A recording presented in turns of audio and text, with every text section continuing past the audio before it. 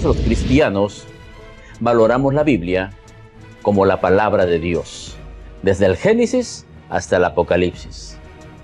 Reconocemos la importancia de alimentarnos espiritualmente, diariamente, diligentemente, íntegramente de su contenido, de tapa a tapa.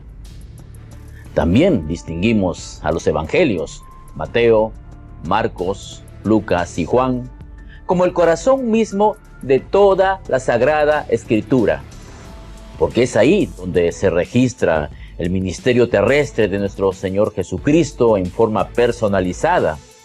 Ahí encontramos sus enseñanzas, sus milagros, sus sermones. También ahí vemos preparando el Señor a sus seguidores día a día para dejarles como un legado el ser discípulos y difundir su palabra hasta lo último de la tierra. Los cristianos necesitamos conocer a fondo los evangelios y las lecciones de Jesús de un modo más directo, tal como se registra en los evangelios, para beneficiarnos a nosotros mismos y crecer conforme a la voluntad de Dios y cumplir con el propósito de ir y hacer discípulos a todas las naciones según la ordenanza de la Gran Comisión. Por esto es básico reconocer que Dios concibió los evangelios con este fin.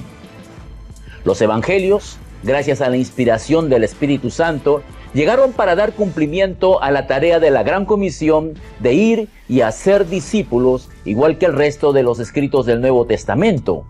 Pero los evangelios tienen un valor especial y prioritarios porque allí encontramos el evangelio anunciado por el principal protagonista, nuestro Señor Jesucristo, y las instrucciones que dejó al formar a sus primeros discípulos, enseñándoles que guarden todas las cosas que os he mandado, las cuales están registradas detalladamente en los evangelios. Por eso los cristianos deberíamos saber usar los evangelios para ser discípulos como algo espiritualmente natural y primario.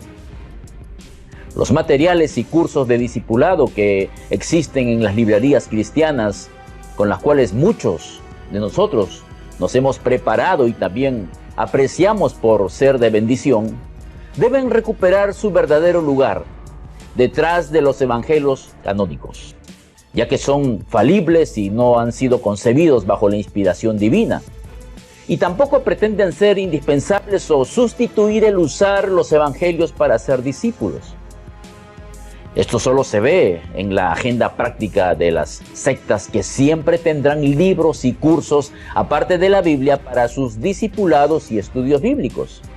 Y nunca pueden conformarse solo al uso de la Biblia, pese a la suficiencia de la Sagrada Escritura referida por Pablo claramente en 2 de Timoteo capítulo 3, versículo 17.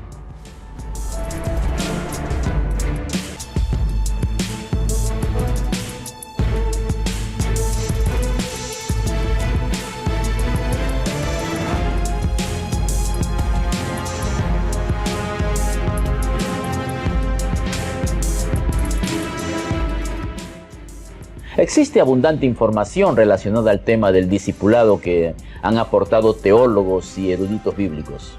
Y trataremos de sintetizar sus aportaciones en relación con el valor de los evangelios. Sin embargo, es necesario empezar por distinguir algunos conceptos básicos.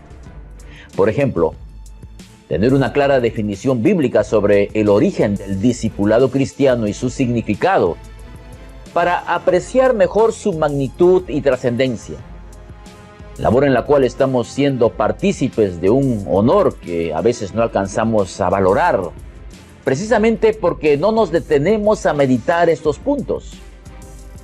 ¿Cuál fue el ambiente que Jesús preparó para la formación de sus discípulos? ¿Qué estilo usó en su discipulado?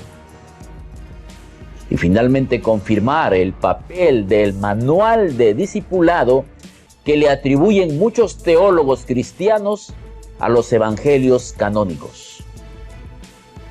Todo esto nos dará un acercamiento provechoso al contexto real del discipulado legado por Cristo y responderá a la pregunta de si es posible que en nuestra generación sea capaz de usar los evangelios como manual imprescindible del discipulado cristiano.